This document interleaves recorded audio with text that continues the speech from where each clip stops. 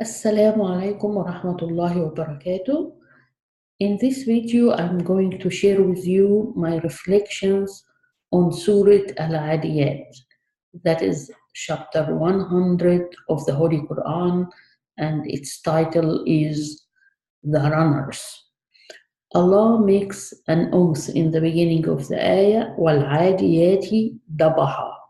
I swear by the runners, breathing pantingly. And in the past, the scholars understood it or explained it to mean the horses. But Allah didn't use the word horses. He used the word horses in other locations or ayat in the Quran. But in this particular ayah, Allah uses the word runners. So we should understand it in its general term and not to make it exclusively means horses. So what is it that runs? What does Allah mean by the runners? If we reflect on nature around us, we can see that not only horses run, but deers run, tigers run. So there are many other animals that run. The water in the oceans and the seas runs. The wind runs. The clouds run. Insects run. Galaxies run. Planets run. Stars run. The blood in our arteries run. The water in our bodies run. The neurons and the electromagnetic signals in our bodies run. So everything in the cosmos run, because everything is changing and moving, and Allah created everything like that because He does not cease to be the creator. And the nature of the creator is to create, otherwise He wouldn't be a creator. And that's why everything in the universe is in motion, is changing. So Allah swears by the runners because He knows His creation, and He knows that He gave that power or ability to His creation to move by His power and His ability. So just as we contemplated nature and the physical universe, we can also contemplate the subtle realm, the inner realm. And when we contemplate that, we can also see how our thoughts run. Our thoughts run one after the other. With every breath, thoughts come and thoughts cease to exist. And thoughts are affecting us in a profound way, just as we will see how the Quran describes it. وَالْعَادِيَاتِ دَبْحًا فَالْمُورِيَاتِ قَدْحًا. Then those that produce fire striking. Our thoughts produce that fire within us. And thoughts can be of three kinds. There is the evil whispering thoughts from the commanding ego, and these thoughts have the nature of comparing oneself to another human being, making oneself feel inferior or feel superior.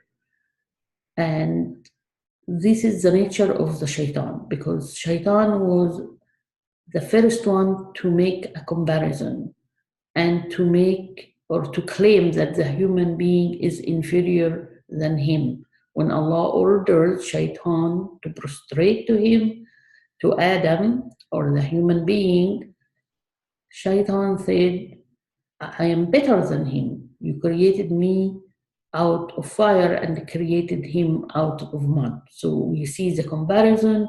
We see that he claimed himself superior and claimed that Adam is inferior.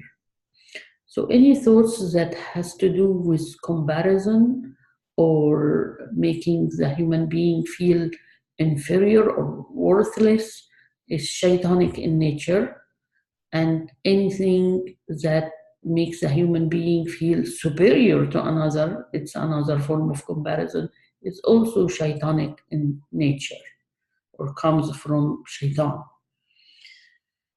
The second type of thoughts are from the nafs, from oneself, one ego.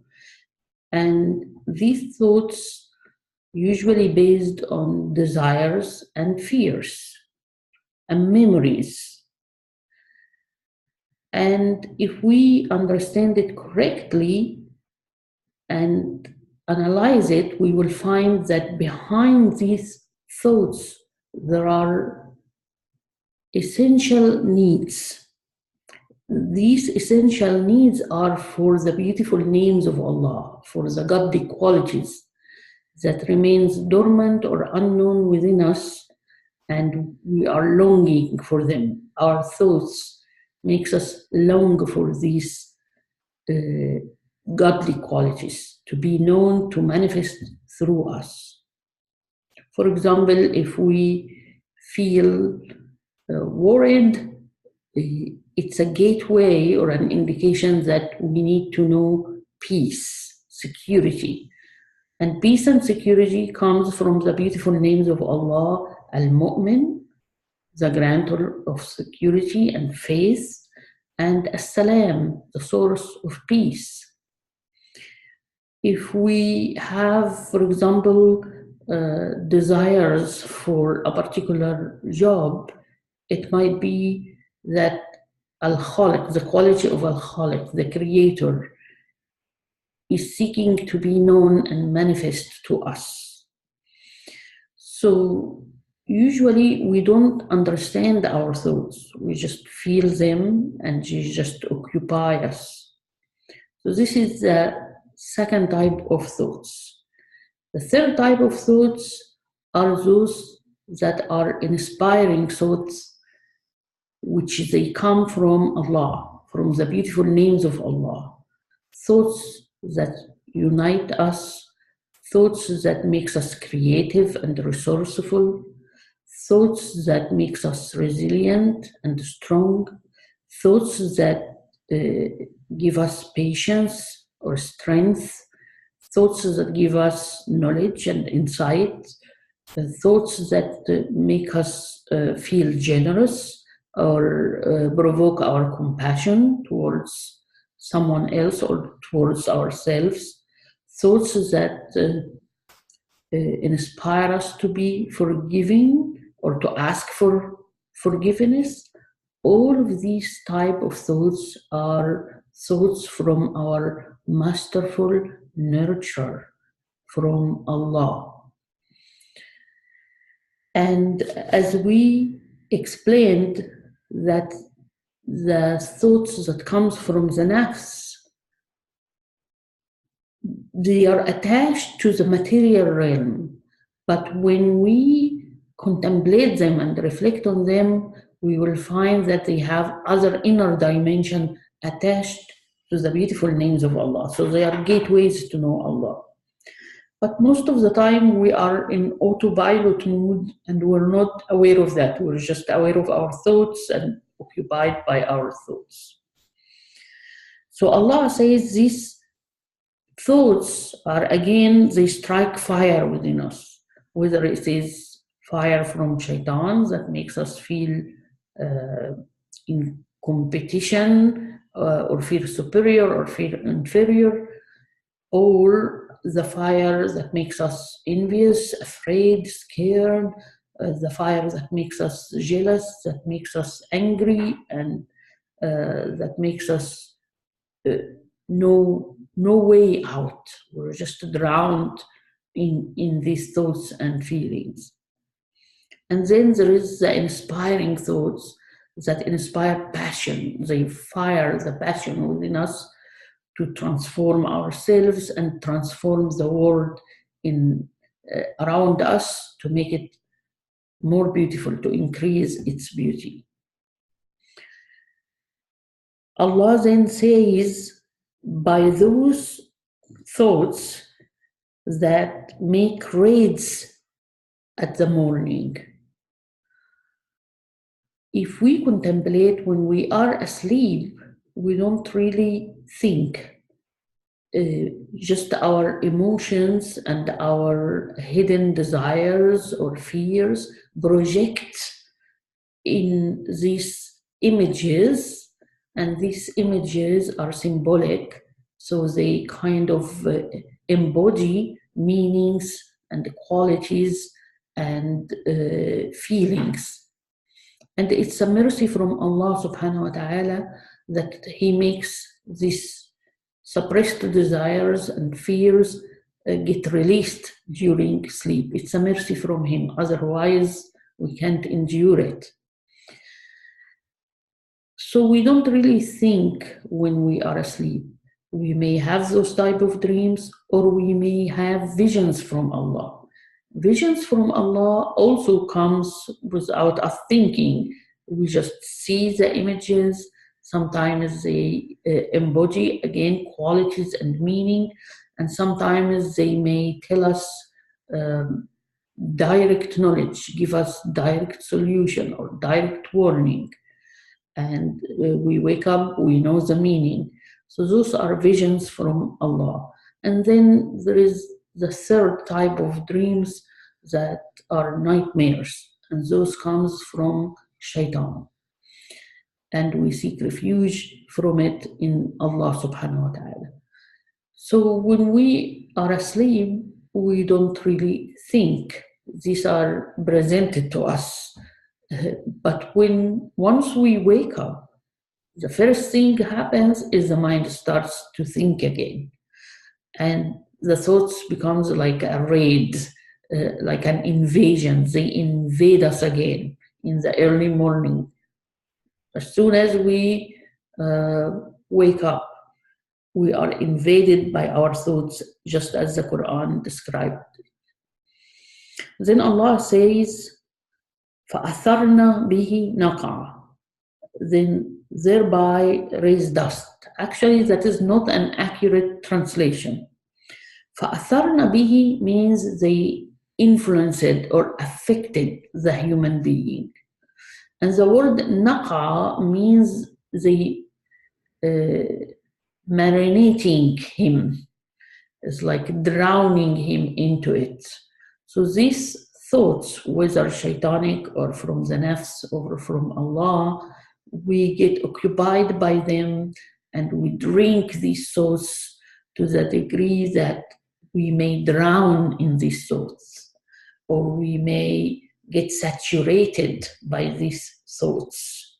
And it influences us, it influences how we feel, how we act, what we say. It influences our perception of the world, or our view of the world, and our view of people, or our view of ourselves. So it has that great effect on us, that great influence on us. فَوَسَطْنَا بِهِ جَمَعًا. Then rush thereby upon an assembly. Well, again, not very accurate translation, because فَوَسَطْنَا بِهِ, they get centralized in the human being. Jama'a means taking the whole of the human being. So it takes your full being. The thoughts shapes you. You get drowned in it, you get saturated by it, you get influenced by it, and this kind of become your central mover, your center occupation, the center that influences you. So that is the meaning of this ayah. Then after Allah makes the oath of the nature of these thoughts and how it affects us, Allah says, indeed, man is ungrateful to his masterful nurturer.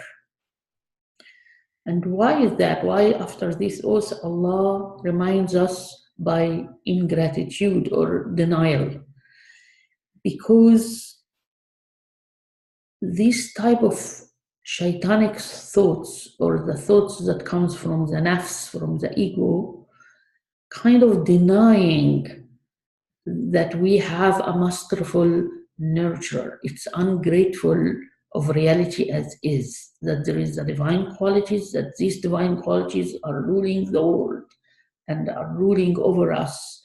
And when we are not realizing them or covering them up, then we are in denial and there is ingratitude. وَإِنَّهُ عَلَى ذَلِكَ لَشَهِيدٌ, and most surely he is a witness of that. So this ayah has the key, or it is the hidden pearl in this surah that can help us to deal with these invading or raiding thoughts, the negative ones. Because Allah says that we are witness over our own thoughts. So He's raising our consciousness so that we can understand that we are pure awareness, watching the content produced by that awareness. So there is a difference between consciousness and its content. Its content is the thought, but there is awareness. There is an awareness of I am thinking or I am feeling. There is the awareness of I. And this awareness is a pure awareness. For example, as a reminder, when a baby is just born, the baby is just pure awareness. There is no personality, no prejudice, no thoughts, no worries, no analysis. He's just pure awareness, and the baby knows and starts to learn by presence, by being fully present in the moment, fully aware of self and surrounding. And then he starts to know by presence. We lose that by time. As the child grows or the baby grows, then the baby starts to form memories. And it depends also on how the parent raises the child, that the child start to hold on some concepts, might be misconceptions or religious ideas. The child goes through some experiences, and the more we grow, the more we acquire this influence from the world and from our own desires and fears and memories. And that shapes our identity. It creates an identity. And this created identity is falsehood, is not our true self. Our true self is a pure awareness, but got covered up by all of this, by its contents. Its contents drown the consciousness in it, rather than the other way around, that the consciousness or the pure awareness is capable of mastering its contents, its thoughts. So Allah reminds us in this ayah that become the witness, become the observer. Distinguish yourself as the observer, as the witness, from the contents of what you witness, whether it's the material world, the body, the thoughts. All of these are contents for your awareness, for your consciousness. And that subtle distinction is what can help you. especially if you understand the next ayah, which she says, and most surely the human being is tenacious in the love of goodness. In some translation, it says in the love of wealth, but that is not accurate because the Arabic word used in this ayah is khair, not mal. If it is mal or mata', it might mean money or wealth, but the word khair, it just means goodness. And Allah reminds us in this ayah that surely we all love goodness. We all love love. We love to love and we love to be loved. We all love to be forgiven, and hopefully we love to forgive as well, so we can be free. We all love that people will be compassionate to us and we be compassionate to them. We all love to be strong, to be knowledgeable, to be resilient. We all love to be creative. We all love to be resourceful. So all of these are divine qualities, are godly qualities within us. And our very fitra, our innate nature, is made to love it naturally. We love these qualities. We want these qualities. We yearn for these qualities. And it is our love for Allah, but we are not conscious of it because we attach our love and the longing to the material things. But behind these desires or attachment to the material things, there are the needs for knowing and tasting or experiencing the divine qualities. And once we know that and taste the divine qualities, then we feel more fulfilled and content. And we know ourselves, and so we know our masterful nurturer. We know Allah because we are spirits from Allah. So Allah says, we are witnesses over our thoughts, al-adiyat, those running thoughts. We are witnesses over them, and we are a lover of goodness. So if we see our thoughts in the light of being the witness and knowing that what we truly desire and love and seek are the divine qualities, then we will be in a better place to deal with the shaitanic thoughts and to deal with the thoughts that comes from the nafs, and we will be more open to receive the divine inspirations. And Allah gave us tools to do that, the spiritual practices. But usually, again, the mind is tricky because the mind gets occupied by the quantity rather than the quality. So we want to do these spiritual practices and then we get attached to them and we do them, making of them idols. If our heart is not present in them, if I'm just saying Alhamdulillah or reading some prayers or reading Quran and my mind is not present, then I'm not gaining the full fruits from this recitation or practices that I am doing. So again, these tools are made to help us. So if we are fully aware and present with any of these practices, then we can gain the fruits. We can be open to receive from the divine inspirations when we quiet the mind. So the spiritual practices purpose is to quiet the mind so that it can become more receptive and to bring you to be the witness, the observer, rather than the one who's taking or drowned in the contents of your consciousness or the thoughts. So rather than making the thoughts idols or arbab, like gods that control us, we should be their master. And that's why Allah says in the last few ayat, does the human being not know that when what is in the graves is raised and what is in the breasts is made apparent, most surely their masterful nurturer that day shall be fully aware of them. Of course, traditionally, most people understand that to be speaking about the hereafter.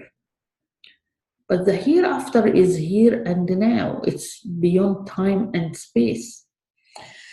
And for the Sufi, we need to feel the hereafter here and now, because everything we do is we put a footstep in this garden or hellfire. So Allah is reminding us that when these thoughts become dispersed, because these thoughts are already in graves, they have no life in them. They are actually draining our energy. They are a fire that burns our true self or covers up our true self. So when the divine inspiration comes,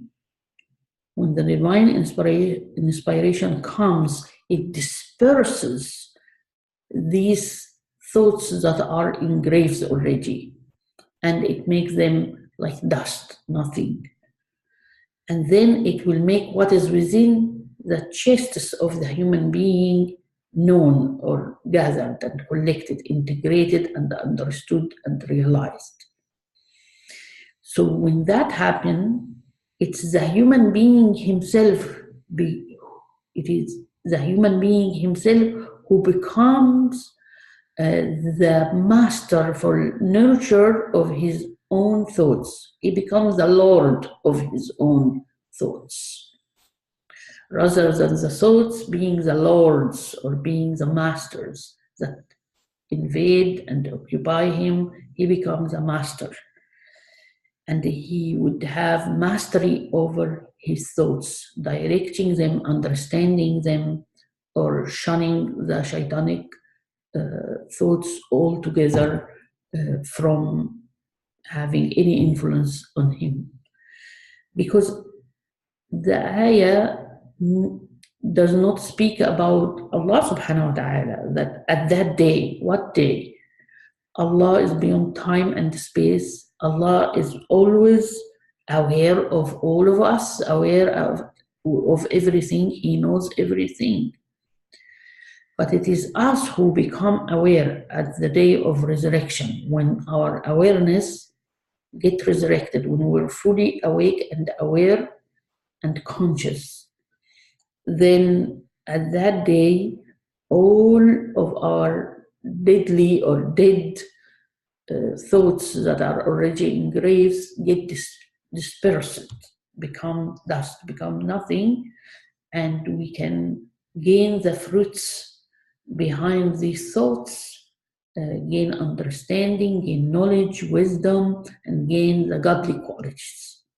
And we become the master of our own thoughts. So I hope you enjoyed and benefited from the few hidden pearls that we extracted from this surah. Of course, there is always many more hidden pearls that you can extract from the Quran. So may Allah continue to help us extract more hidden pearls so that we can beautify ourselves by them. Just as when we get the pearls from the depths of the ocean and we make beads or necklaces or bracelets and beautify ourselves outwardly, these kind of pearls of knowledge and wisdom should transform us and beautify us and make us more beautiful and increase the beauty in the world. See you next time. Thank you for listening. Assalamu alaikum wa rahmatullahi wa barakatuh.